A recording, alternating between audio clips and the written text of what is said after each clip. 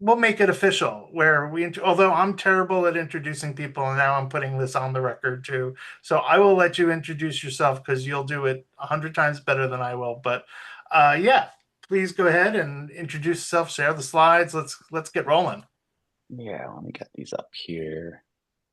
Well, yes, I'm not very good at introducing myself either. No? Hello. Caledon, great guy, Northern California. There you go. You're done. Yeah, there you go. Grass Yeah. Valley, California. I live in the sticks. It's not a natural epicenter of electoral reform activity, but we're making it work. Yes, hello. My name's Caledon. I'm the founder and executive director of ProRep Coalition. ProRep is a 501(c)(3) nonprofit advocating for multi-party democracy through education and coalition building for proportional representation in California. And so today I'm briefly going to share with you a little more about who we are at ProRep, why we're advocating for major reform, what proportional representation is, and how we're pursuing it in California. So who we are and why we're championing reform. So look, I've been giving versions of this presentation for a while now, and it feels like every few months there's a new and deeply troubling reason why we need major electoral reform more than ever in California and across the US. So I'll sum up our motivations for starting ProRep with this. Our two-party system is breaking our democracy. Recently, at the national level, this has become increasingly apparent through the Supreme Court's decision to gut the VRA and the surge of gerrymandering that's following. And in California, although we don't necessarily have the gridlock or dysfunction that we see in Congress, our two-party system has manifested in a single-party monopoly. One party has dominated our state legislature for 60 of the last 65 years, which has limited competition and resulted in a wholesale lack of accountability. Democrats Democrats can campaign on affordable health care, providing more housing, addressing economic inequality. But at the end of the day, as long as the only real political competition in town is an increasingly conservative Republican Party, once Democrats get elected, they don't actually need to keep the promises they've campaigned on. The only thing Democrats need to do to win elections in California is not be Republicans. So as a result, our state government has consistently failed to respond to the needs of Californians. A third of California's households struggle to meet their basic needs. California ranks 38th of all US states in K through 12 education. We have the largest housing shortage of all US states. We have the fifth highest levels of economic inequality, and we rank 50th in affordability and opportunity. We also have the second highest rates of unemployment. And so, for these reasons and so many more, 74% of Californians believe we need more political parties. We need more competition to keep our government accountable. And we can get more parties through proportional representation. So, our job at ProRep Coalition is actually quite simple. We're providing the supply to voters' existing demand for major political and electoral reform. So, what is proportional representation? It's an electoral system. Electoral systems are the rules and methods that determine how votes are translated into seats in a representative body. And there are two families of electoral systems used by the vast majority of the world's advanced democracies: proportional representation and winner take all elections. And as you can see here, when evaluating the performance of countries over the last few decades, those using PR have tended to significantly outperform the countries that use winner take all elections, which is what we use in Congress and all 50 of our state legislatures. And here's how it works. Also, relatively quite simple. Proportional representation operates under the principle that a share of votes gets a share of seats. So, in an election where a party earns 30% of the vote, then they get 30% of the seats. The core mechanism that makes this possible is the use of multi-member districts. So, for example, rather than having one representative serve an entire district, under PR, each district may have 10 representatives. And with 10 representatives, if a party earns 20% of the vote, that party would then earn two of those 10 seats. And it's the combination of PR and multi-member districts that produces multi-partyism. And that's quite different than our winner take all elections in the US, which operates under the principle that the person with the most votes wins. The core mechanism of winner take all elections is the use of single member districts, where the party or candidate with the most votes earns all of the representation. So if a candidate or party earns 51% of the vote, they earn 100% of the power.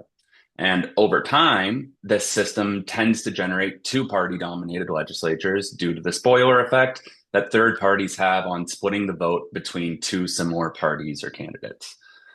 Um, I'll stop there because I'm trying to be conscious of time. So, most large modern democracies left the unrepresentative single winner district system behind over the past couple of centuries. And in its place, about 80% of the world's advanced democracies now use some form of proportional representation. And the reason most democracies have switched to PR is because when comparing it to our winner take all elections, PR presents a range of benefits. And most of those benefits stem from the fact that proportional representation produces multi party democracy. And thus, those benefits of multipartyism fall into five categories. Multipartyism better represents our interests, better reflects our diversity, and incentivizes legislative collaboration and cooperation, which produces more responsive policymaking. And on top of all of that, it marginalizes extremism. So, how are we pursuing proportional representation at ProRep Coalition? The route to reform is somewhat informed by the obstacles in its path. So the three main obstacles that we've encountered when advocating and championing PR is one, low public awareness. Nobody really knows what proportional representation is just yet. Two, fractured support. There, within the broader electoral reform community, there's a range of reforms. There's ranked choice voting, there's open primaries, there's approval voting. And even though a majority of Californians and Americans believe more political parties are needed, there hasn't been an opportunity for a lot of those organizations, parties to come together and coalesce and work towards proportional representation together. And the third obstacle to proportional representation is in Congress, where I think most reformers see the need for proportional representation. There isn't a ballot initiative process or a referendum process that allows us to actually adopt PR without actually going through Congress itself. So the route to reform is largely muddied by the very polarization and gridlock that proportional representation aims to address. So our theory of change at ProRep Coalition is designed to overcome all three of those obstacles. So first, when it comes to low public awareness, we're focused on public education. We need to raise awareness and build support for proportional representation, which largely involves having presentations like this and going to community groups and alternative parties that have every reason and an incentive to advocate for proportional representation, but just don't know about it yet. Two, on top of public education, first comes awareness, then comes support. And so we're providing the electoral reform vehicle that allows all the supporters of proportional representation to travel together towards real change. And the destination of that vehicle is a ballot initiative. California has a uniquely powerful ballot initiative process that allows reformers and advocates to adopt proportional representation without the support or the approval of the legislature or the governor. So if we get enough people aware of proportional representation, we get them supportive of it, and we have that clear path towards change, a ballot initiative. Our hopes that are by 2028 or 2030, we can champion an initiative and produce multi-partyism in California and become the first multi-party US state. When it comes to a ballot initiative, a few things to keep in mind is that we're not starting from a point of, we're not starting from zero necessarily. As I shared earlier, 74% of voters need to update the slide. It says 71% right there. But 74% of voters think more parties are needed. So fundamentally, we need to familiarize people with the fact that proportional representation leads to multi-partyism. If you want more parties, then you need proportional representation. When it comes to existing support, We have just in our coalition and the alternative ballot qualified parties in our coalition, which I'll share briefly. It's the Green Party, Libertarian Party, Peace and Freedom Party. Between just those three, there's a 500,000 registered voters that, by virtue of supporting these alternative parties, we hope we'll be able to tap into that base of support and get them to participate in the petition signature collecting campaign. We'll need around 1 million petition signatures to get on the ballot. And then once we're on the ballot, like I shared, 74% of voters think that more parties are needed. So it's a public education, it's a messaging campaign, as well as an organizing campaign. Our team, we're not just advocates and activists, but we are increasingly working with a team of academics. I think for the purposes of this call, actually, if there's any Ezra Klein fans, Lee Drutman, who is on our academic panel, was actually on Ezra Klein today talking about the escalating gerrymandering wars and how proportional representation can serve as a powerful solution to it. And I'm speeding through this because I'm running low on time. But in addition to our board of directors, our advisory board, we also have a coalition of more than 20 organizations that are a mixture of alternative parties and national and state level electoral reform organizations that are prepared to support a ballot initiative for proportional representation in California. The coalition is growing more and more by the day. We haven't totally focused on coalition growth last year. We were primarily focused on grassroots organizing and getting a few volunteer chapters up and off the ground. But we're pivoting and returning to growing the coalition this year, and we have a handful of events coming up that are designed specifically to bring more folks into the fold. So I will stop there for now. We have a few other slides as well, but I won't tap into them. And would love to hear folks' questions and start to answer them to the best of my ability. How was I on time there, David?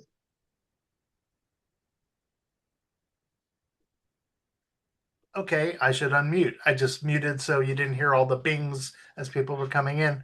But thank you. That was awesome. So yeah, gonna open it up to everyone for questions. Just since there's some new people here this time, just we are the well-being economy, so we try and produce well-being.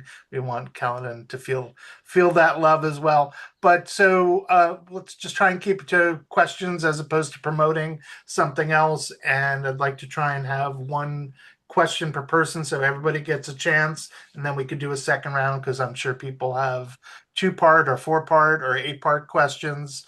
But I'm going to take host preference and ask one quick question, which is there a difference between multi-member district and at large? And if so, what is the difference?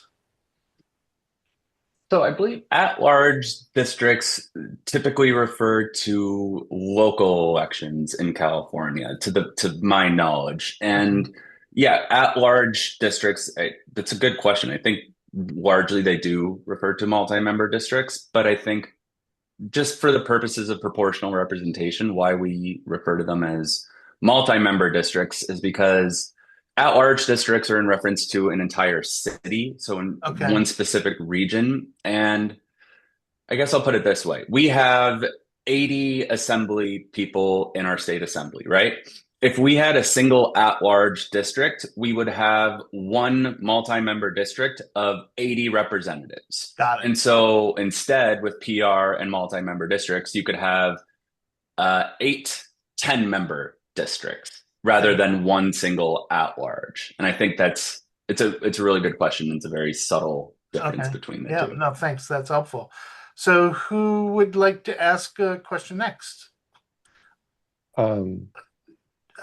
So how about Farzam, then Jeff? Yeah, thanks for this. It's great. It's a great conversation. So I have a question regarding other states in the U.S. as far as how prevalent is this kind of thought process and movement and all that beyond other states, and how far they've gotten overall. We're comparing to California, yeah.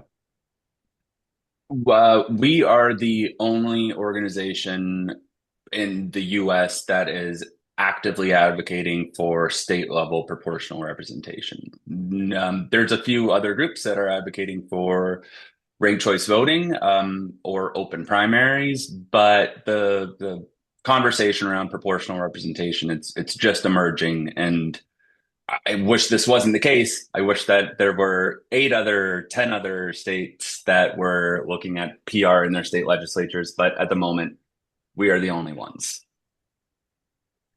Got it. Thank you. Yes. Hi. I'm Jeff Newman. I'm a research director for Money Out Voters In. And I had a question about the logistics of the district in which the multi party representation takes place. Do the parties then, the representatives that are elected in this multi-party process, do they meet together to decide different policies or voting in regard to the district itself? How does that work? Well, so politics is a team sport, right? Like candidates come and go, parties remain. And when we're talking about how parties actually come together and collaborate, I'm not so sure they would do so at the district level, but actually at the state level. So, Right. say we have 30% of the state legislature that goes to the Green Party. That means that those Green Party representatives at the state level in the assembly or in the state senate, that's where they're really collaborating and cooperating with Democrats and the other groups, parties on the left to advocate for certain policies and enact them through the creation of legislation. So does this process deal with representation of the district itself and the people who vote in the district, since each district can have radically different kind of, needs, right? Than on a state level, right? Because this is this is a challenge, yeah. hmm Well, kind of similar to right now, right? Like a Democrat campaigning in Chico, although they're going to have a slightly different platform than a Democrat campaigning in San Francisco, once they actually make it to the legislature, that's where they're coming together and they're sharing the concerns and the priorities of their local constituencies. So there's still going to be a relationship, and a Green, for example, coming from Chico is going to be different than a Green coming from San Francisco. But when they're actually together in the legislature, that's when they can come together and talk about where there's similarities and where there's differences, and Right. where the solutions that might benefit Chico are going to be a little different than the solutions that are generated from San And Francisco. and they get together cross party or just intra party? Both, They get together because cross party. through Okay. PR, since no party is likely to hold a majority of all of the seats in the legislature or constitute a majority that would allow them to govern on their own, say, and again, for this example, Democrats and Greens, since they would need to form a coalition in order to actually create and pass policy, So then one there's going to right. be inter and So one last question, and I'll get out because I know there's a lot of other folks. So assignment of like committee chairs, that's based on, majority. How does that work in this kind of different process? Yeah, it's similar to the coalition building required for enacting and well, creating and enacting legislation. It's going to be a conversation. It's going to be a dialogue. And if there is a government that or a coalition that involves the Greens and the Democrats, chances are for committee chairs, some are going to be Democrats and some are going to be Greens. Okay, thank you. Appreciate it. Thanks, Jeff. I have some follow-ups to Jeff's question, but I'll save them to make sure that everybody else gets a chance. So, Cindy, Castle, anyone else have a question at this point? You can always ask them later. So, Yeah, I'm thinking more about how this movement gets off the ground. In other words, it's a ballot measure, but in a way, maybe we're better to talk about how it actually works, because there's a lot of questions that come that way too. So yeah, maybe we should stick with how it's working. sure. How does it really work, with all of our situations. So I will hold my question. Sounds good. Steve, I saw your hand go up for a flash. Yeah, I've been giving a PR 101 talk for over 15 years. And I really support what Caledon is doing, and actually it's been a goal of Californians for electoral reform to actually also get to statewide PR, but we haven't been actively pushing that. We have a different strategy for getting there than what Caledon is doing, and who knows which method is going to work. So I 100% support what Caledon is doing, and Californians for electoral reform. We're a member of the ProRep Coalition. I could ask two devil's advocate questions, which I'd like to see how Caledon would answer them, but I don't want to embarrass him. So maybe I should wait and have a private one-on-one with him to make sure he knows how to answer those questions before I ask them. But what I want to ask basically, and I think Cindy sort of touched on this, there are basically three major forms of proportional representation, or for, there's party list, open and closed. There's mixed member proportional, and there's single transferable vote. And a ballot measure, of course, can only reference one of those. If you're going to amend the Constitution, you're going to bake into it which form of PR you're going to use. So I guess this is maybe a two-parter. It would be helpful probably to explain in the script those different forms of PR. I don't know if you've got further slides that do that. But the main question is, how are you going to decide which one goes into that ballot measure? I've always been fond of saying my favorite form of statewide PR is the one that is most likely to get the necessary 50% plus one vote on the required state constitutional amendment. So I'm agnostic as to those forms. I know that, for example, Drutman is a fan of open party list. And he thinks that's the best form of PR. And maybe it is from a theoretical standpoint. I like to say there's no perfect electoral system, just like there's no perfect electoral system, and there's no perfect form of proportional representation. They all have advantages and disadvantages. So what process, Caledon, do you plan to use to distill down what goes into that ballot measure? Yeah, thank you. Thank you, Steve. And it's a pleasure to see you. Steve and I know each other quite well. We do monthly calls with one another. And I encourage you to ask what could be an embarrassing question. I've heard most questions at this point. And if it's a hard question, good, the hard balls are always welcome. But to answer your question, and partly Cindy's as well, I wholeheartedly agree.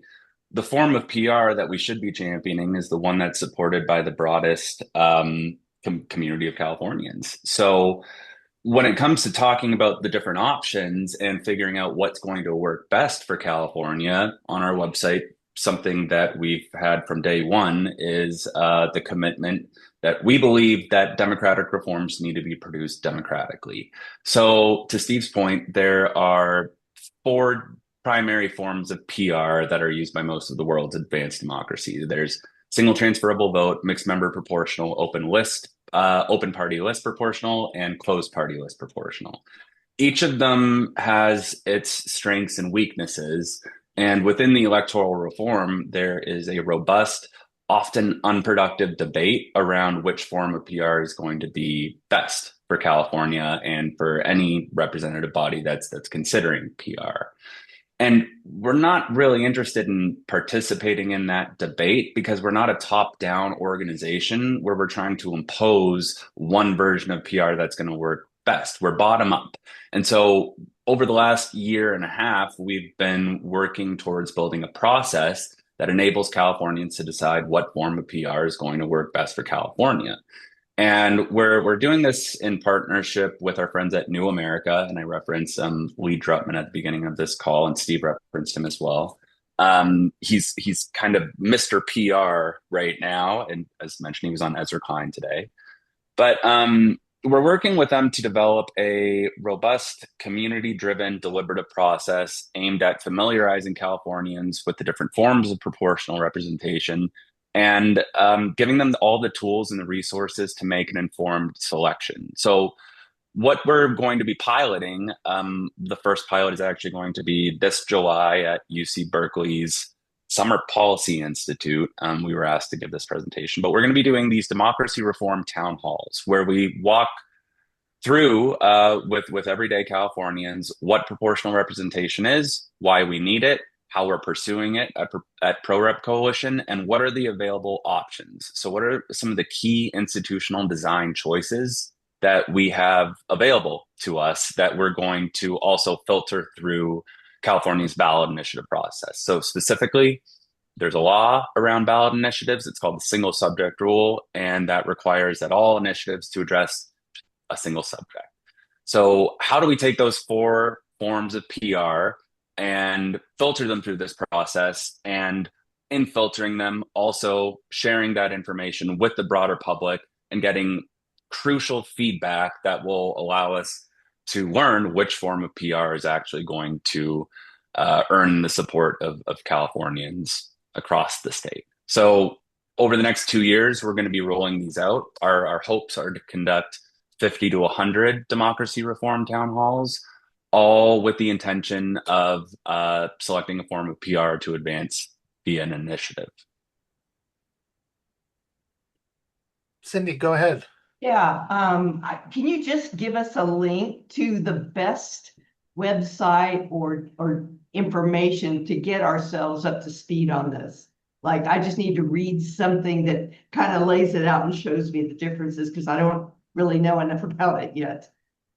The different forms of PR. Yeah, if I want to inform myself about this whole subject matter, is there a place I can go to just read about it and show illustrations and, you know, what's useful here? I don't have any idea where I could go. Is there a website? There's a number, yeah, and I can show you a few slides right now if that's helpful. But I'd like to be able to sit down for a couple of hours and just immerse myself in it. So give me a link as well to something I can access. I'll put the link to their website as a starting point, but I think there's also a lot more information out there, you know, as they've been talking. Lee Drutman has been writing about this for quite some time as well, but feel free to share. Yeah, if I have somewhere to start, it would be helpful. Thank you. Yeah, I'll put the link that I like to share in the chat, but really quick. So there's four forms. Really what it boils down to is ballot design and how, as a voter, you're selecting between either candidates or parties. And so there are more candidate-centric forms of PR, and there's more party-centric. So the most candidate-centric is called single transferable vote, and that includes ranked choice voting. So ranked choice voting is the voting method that you use within proportional representation. And within single transferable vote, what you need to do is rank all of your candidates in order of preference. The sort of in-between candidate and party-centric forms of PR is called open list. So you both vote for your preferred party and your preferred candidate within that party, and you're not ranking them. You just have a single vote. And so, for example, if you like the Patriot Party, you would select your preferred candidate within the Patriot Party. Similarly, right between candidate and party-centric is mixed member proportional, where you get two votes. One is for your preferred party, and the other is for the candidate to represent your individual district. And the last form of PR, which is much more party-centric, is you're not able to select the candidates at all, but you just select your preferred party, and that vote is then translated into proportional outcomes. But that's it in a nutshell, and that's a vast oversimplification, but it's a helpful oversimplification, I think. And let me pull that link up for you now, Cindy. Cool. And while you're doing that, I'll slow roll my question. That's a follow-up to Jeff's question. So just for simplification purposes, maybe you could give us a layout of how many, like right now you said there's 80 assembly members. They each have their own district. In any version that you might prefer, just to help me understand it a little better, would there be more members and more district, or would it be 10 districts with multi-members? And I think what Jeff was getting to, and what I'm curious about is, so after you identify that number, let's just say the city of LA has X number of representatives. Who do I go to? You know, right now I've got a very clear district with a very clear assembly member, or very clear Senate member, and I can go to that person with my needs. And in this new larger district, I'm a little confused who I would go to. So maybe if you could help start at the top, like what's one example of what the districts would look like and how many members, and then how does someone who does someone go to in their district in this new form? Yeah, great question. So when it comes to the number of representatives serving a district, that's called district magnitude. So rather than having just one representative, I use the example of 10. That's largely because it's kind of easy to explain Sure, how that's fine. Yeah. proportionality works in 10. But that's another part of these democracy reform town halls, because the question of district magnitude, I want to be very clear. PR, it's not a silver bullet, and not all forms of PR are better than our current system. In fact, there are some that could, like, for example, Israel. Israel has a single at large 120 member district. And although that yields highly proportional outcomes, what you have with PR in Israel is a legislature that has upwards of like 30 or 40 parties. And that's a bit too many parties where they start to lose their meaning. And you could have 3 or 4 parties that essentially have the same platforms, and there's not a really clear mechanism for discerning them from one another. So the number of district magnitude, like 120, or switching to a single 80 member district in California, most political scientists would say that's a pretty bad idea. And that could actually continue to foster mistrust in our elections, worse so than we already do now. So there are some consequential decisions that are part of selecting a form of PR and deciding around district magnitude. But Dave, to answer your question, what we're looking at right now in California, and again, this is to be determined through these town halls because this is a conversation. It's not us trying to impose what we think is best. But say you have a 6-member district for the Los Angeles area. Your question is about geographic representation and the immediate relationship that you have with your representative. So the big difference is between PR and multi-member districts in our current system is you wouldn't have just one person that you can reach out to. You would have 6. And chances are, if you voted for, say, an alternative party like the Green Party or the Peace and Freedom Party, you would be able to speak with that representative specifically. But even if you're not getting the answers that you wanted from that representative, then you can go and speak to your Democratic representative as well and share your concerns or ask any questions that you may have. So that said, although a district magnitude of 6 will increase the overall size of the district, it's also going to increase the number of representatives that you can reach out to. Thank you. Is there anyone who hasn't asked a question yet that would like to ask one? All right. So I'm sure I know some of you might have more questions. Farzam. Yeah, so I was wondering about the process. I think Steve asked this question. I think you answered it, but you guys kind of spoke on a different level as far as not knowing anything about PR. So I'm gonna just ask it for clarification. So the way that the elections kind of work is kind of like written in the Constitution, right? Like it's written in California Constitution. Is like similar as, and that's actually a question. I'm not making a statement. So it's a similar that like electoral college is in the federal level. So from the implementation standpoint, how you're seeing it happen is to gather enough support, create a ballot initiative in order to get this passed, to get to the constitutional level. So the Constitution can be changed in order to do this. Is that the right understanding? Yep, exactly. A ballot initiative to adopt PR in California would likely be a constitutional amendment. So we would be striking out the language either for the state assembly or the state senate, because we're not sure if we're going to be championing this in the assembly or the senate or both. It depends on what's permissible with the single subject rule. But we would strike through the language that's requiring elections through single member districts in either the assembly or the senate, and also adopting a specific form of PR, one of the 4 forms that we referenced. But yeah, we've already started looking at the language in the Constitution, figuring out what we would actually need to strike through and what we would need to add. And it's a handful of sentences. Yeah.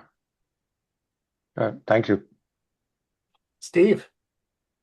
Yes, actually, you sort of addressed one of the hard questions I would ask that often comes up is, well, what about Israel as an extreme form? And the answer I usually give is, again, if you have a 120 member Knesset, the natural threshold would be like 0.86%. Israel invoked an artificial threshold of 1%, which they've gradually raised over the years. Now it's about 3%.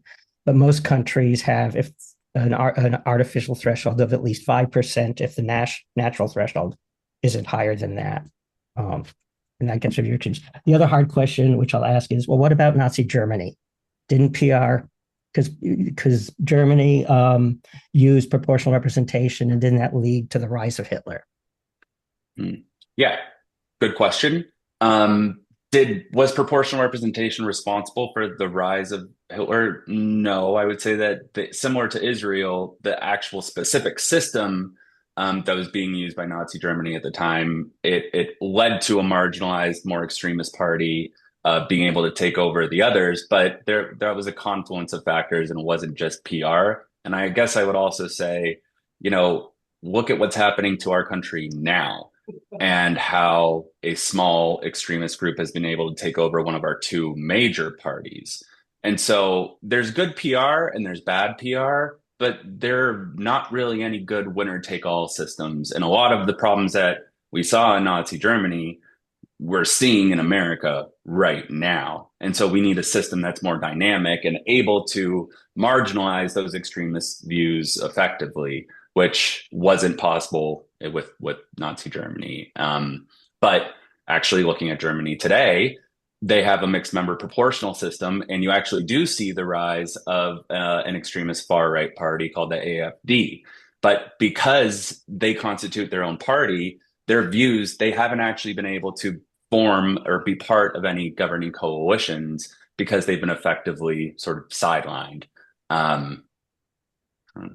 I think that answers the question. Yeah, just two additional things. There actually is a research paper out. They did an interview with a long time ago, of course, with one of the founders of the Nazi Party, who said that actually the use of PR in Germany delayed the rise of the Nazis by one election cycle. Had they used a winner-take-all system, they would have come to power much sooner. So that's one thing to put into your toolkit. Another thing is that after World War II ended, the Allies insisted that Germany keep a form of PR, just a different form of PR. So that's another part of the answer. But what you say also, yes, there definitely was the collapse of the center that led to the rise of the Nazis. Thank you, Steve. Any other questions around the circle, especially if someone hasn't gone before? All right, well, I'll ask another. So this is not a well-articulated question, but it seems to me that a couple people who are from people of color and minority groups seem to be adverse to at-large districts, and I'm not really clear on why. I'm wondering if you have any clarity, understanding, and thank you for explaining the difference between at large and other types of districts.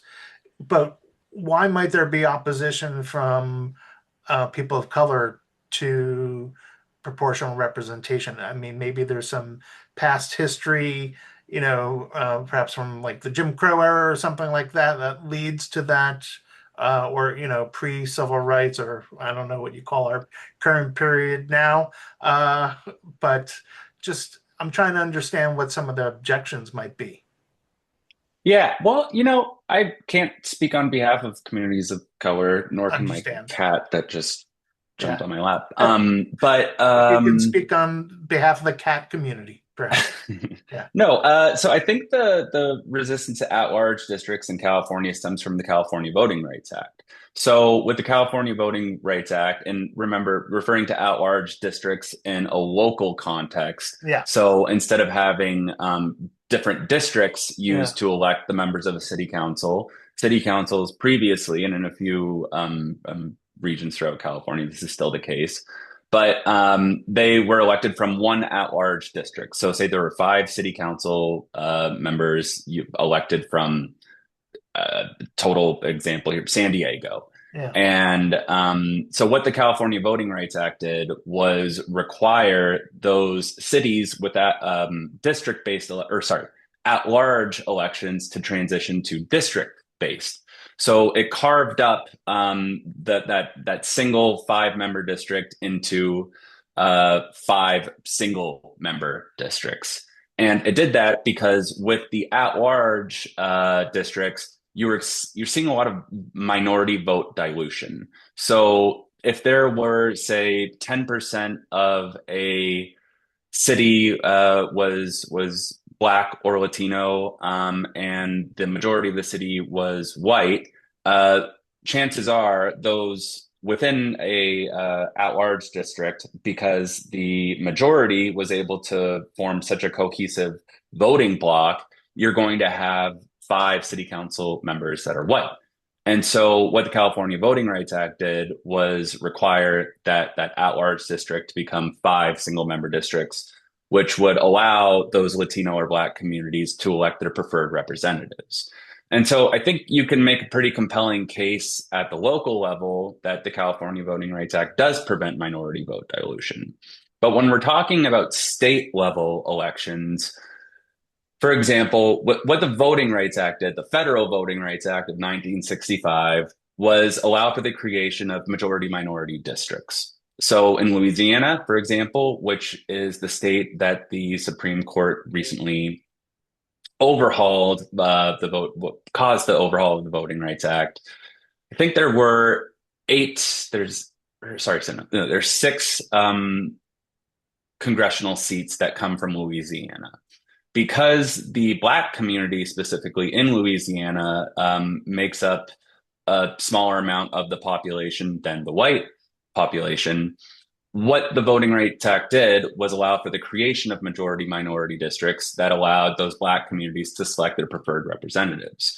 And they did so on the grounds of preventing minority vote dilution. And so essentially, it's the idea of good gerrymandering. It's saying that there are these historical and modern inequities among that are along the lines of race, and in order to create a more equitable system, you were going to create these districts that allow these historically marginalized communities to actually select their preferred representatives. And now that the Supreme Court overhauled the Voting Rights Act, that essentially means there's no more majority minority districts, and all 6 of Louisiana's congressional seats are likely going to be Republican now, whereas previously maybe 1 or 2 of them would be Democratic and represented by a representative that reflects the values and the identities of that community. So it depends the context and the setting. So at large districts, I think there's a good reason to not be huge fans of them at the local level. But with PR being a solution to gerrymandering, both positive and negative, say Louisiana, you have those 6 congressional seats. If there was an at-large district, then that the 20% of Louisiana that are either vote for Democrats or members of the Black community, and there's quite a bit of overlap between the two. But without requiring the creation of majority minority districts, they'd still be able to elect their preferred representatives.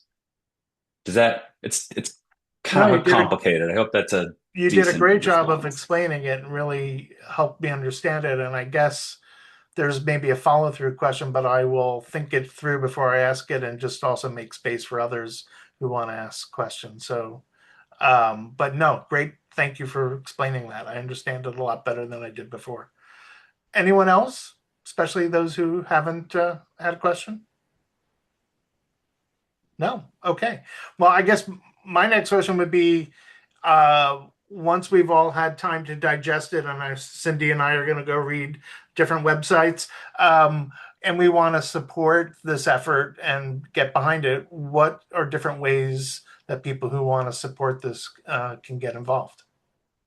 Reach out to me. We need all the help that we can get. If We All California is interested in joining the coalition, we can have a longer conversation about what that entails. It's largely an endorsement of proportional representation at the state level.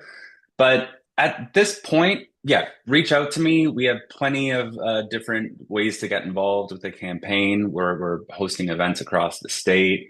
We're going to be doing these town halls, and we need all the support we can get in facilitating them and filling seats and bringing people together. But just talking about this, I think that's the number one obstacle that we face, because proportional representation is not a sexy term. It's just not. No. And a lot of the difficulties that we're facing are just political apathy, and people are just so tired of the current system that it feels like changing it or any sort of better politics, it's just impossible. And that's not the case. And in fact, proportional representation can dramatically transform our politics and really bring us back from the brink of losing our democracy, which is where we're at now. So I would say just, yeah, reach out to me if you're interested in getting involved. And if you don't have the bandwidth, just talk about proportional representation. Bring it up to a family member or a friend who ordinarily maybe wouldn't have anything in common with. But that's kind of the beauty of proportional representation. It's a system that allows us to, yeah, acknowledge our differences, but also focus on our similarities as well, and allow those to be kind of the guiding force that bring us together and create a government that actually responds to the needs of our people. Yeah, I'll put my email in the chat though. Great, please. Jeff, go ahead. Just come off mute first. Yeah. Sorry. So, Caledon, in that regard, what are like the two or three top sustained examples where that's been the case of proportional representation, or are there, and I apologize for being late, maybe you went over that, causing, the transition to that, from whatever system it was before, and that being in place, then illustrates the improvement in responsive government to the citizen at that granular level. Because I think that's, if we're gonna engage in having people be less overwrought, that would be a good thing to know. Yeah, so I did share earlier in the presentation a slide of all the 20 or the 15 highest performing advanced democracies, according to the Economist Democracy Index, and their electoral systems. And I think 13 or 14 of the 15 highest all use some form of proportional representation. But to answer your question more directly, an example that I frequently cite is New Zealand. New Zealand is one of the only countries to successfully switch from a winner-take-all election to proportional representation. And now New Zealand consistently ranks among the highest performing democracies in the world. They have a highly responsive government, and a lot of the reason why it's so responsive is because they have a more competitive political system that is led by multiple parties instead of just having a two-party dominated system, as was the case in the 1980s and, well, all the previous decades before that. But they transitioned to proportional representation in the early 1990s, and since then, as mentioned, I think a lot of the more granular policies that were created by the New Zealand government and how they were responding to challenges were really apparent around the time of the pandemic under the leadership of Jacinda Ardern. But it wasn't just her. It's the fact that they did have a coalition-based form of governance that was more competitive and was more responsive. And then there's a few more kind of granular examples that I can cite. So in particular, campaign finance. It was the switch to PR that also led to a gradual overhaul of campaign finance laws in New Zealand. So at one point, the major parties were spending tens of millions of dollars on annual campaigns, which doesn't sound like a lot, but in New Zealand in the 1990s, adjusted for inflation, that's quite a bit. But today, due to a series of regulations that were put in place, a single political party cannot spend more than $1.5 million on an election cycle at all, which is just compared to the, I think, $1 billion that we spent on the last presidential election is just incredible. But yeah, there also are very few examples of countries switching family electoral system families from winner take all to PR. It's rare and it's challenging. As I mentioned, we're the only state currently working towards this, but the movement is slowly but steadily growing, especially as things continue to erode in the US. And examples like New Zealand are ones that we really lean on quite a bit. Yeah. Thank you. So Steve, before you go, just want to note the time. Got about 7 minutes left. I'd love to get everybody out on time, but Steve, go ahead. Yeah, really, really quick. I posted 2 links in the chat because Cindy was asking about resources, and not everything is web-based. I have this book that I ordered, and the first link is to that book, but it's been updated. This comes from a think tank in Sweden, actually, the Institute for Democracy and Electoral Assistance, and it's their handbook on electoral system design. And the second link that I posted goes to their updated version where you can actually download the PDF. You don't have to buy it. You don't have to order the book from Sweden like I did, 20 years ago. So it's got sample ballots from different countries. It's not just about PR, it's about all electoral systems. So if you really want to become well versed in that, I'd highly recommend that book. And Caledon, if you haven't read it, I think you should put that on your reading list. And like I said, you can download the PDF. It's a 237-page book, so it's something you can actually read. And it's a very, very good resource because they're not pushing any particular system. They're just explaining the different systems and different factors, and not just the electoral system, but also things about like voter registration and other factors like that. I highly recommend that. Great. Well, I have one last question for you, Caledon, which is why this? Why you? Like, not why are you the right person, but why did you get so passionate about this specific subject that you wanted to put this much time and energy into it? How did you end up on proportional representation? Yeah, this isn't the best answer. Like, I don't want to be doing this. Okay. I really don't, but nobody else is. Okay. And I learned about PR. Like after 2016, I was in construction before this, but when Trump got elected the first time, I wanted to figure out what the hell is going on. So I went to community college, transferred to a 4-year school, and I learned pretty quickly that no matter how many ways you slice the problem up and put it back together, it's our two-party system. It's unresponsive and unaccountable, and unrepresentative. And at the time, and still to this day, people are not spending the time advocating for this that it deserves. And we have big problems and we need big solutions. And this is an evidence-based solution that, as I said earlier, can transform our politics. But my God, do I hate politics. I don't want to be doing this. But it's also incredibly rewarding. And people are getting excited about the work and are grateful for the work that we're doing. So look, I've got one goal, get PR in California, and then I'm out of here. Okay. So you say, And right. Yeah. yeah. But thank you for your work and for your time today. Farzan, if you've got a super fast question, we've got time for it. Otherwise, we may run out of time. So Yeah, I don't. It's going to be a bit longer. It was kind of about the two-party system that we're dealing with, and people like Bernie Sanders that are kind of in the one party that trying to kind of squeeze themselves through the keyhole or whatever they couldn't, and so it's a longer conversation. So okay, yeah, I can't bring well, it you up. can always So reach I out mean to DSA in Caledon. New York and all that, but that's I can't. It's too long. So Okay. Well, let's just everyone express, well, you don't have to, but I encourage you to express some gratitude for Caledon and all the work he's doing and giving up his time today to explain this to us. I definitely understand it a lot better than I did at the beginning, which was the whole purpose.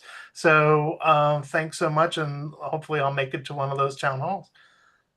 I hope so. Thank you so much for the time, everyone. And David, looking forward to the conference in LA, and I hope to see some of you there. Yeah, July 25th. All right. Bye, everyone.